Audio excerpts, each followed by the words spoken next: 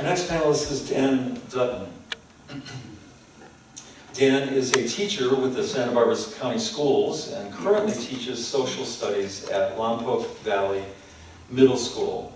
Lompoc Valley Middle School is a Title I school where the majority of students are from low-income families. Dan earned a bachelor's degree in business management from San Diego State University and a master's in education from UCSB. Before becoming an educator, Dan worked as a finance manager with BMW for 10 years.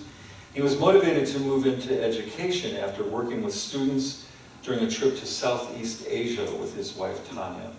Dan loves interacting with his students and watching them light up as they learn new things. And thank you, Dan, for being on the front line of education. All right. So I guess I'm looking, from my position, a lot from the education standpoint, and I think Santa Barbara is a great place to have this kind of conversation.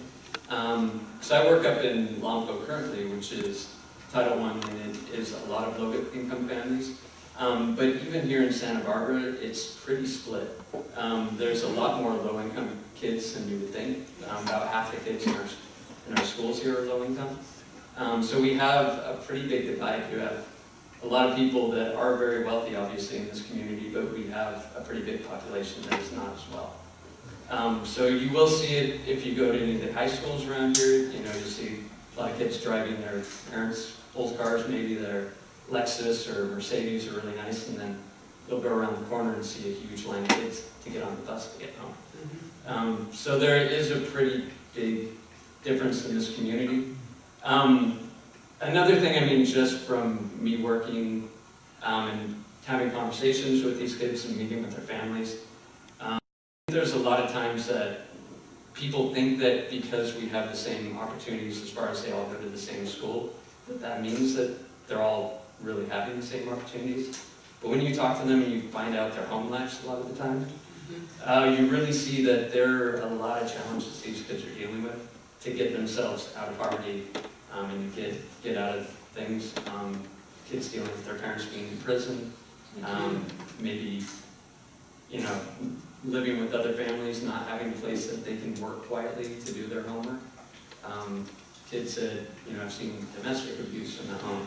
So there's a lot of trauma that a lot of these kids are going through that they have to overcome to get themselves out of that or beyond just the education.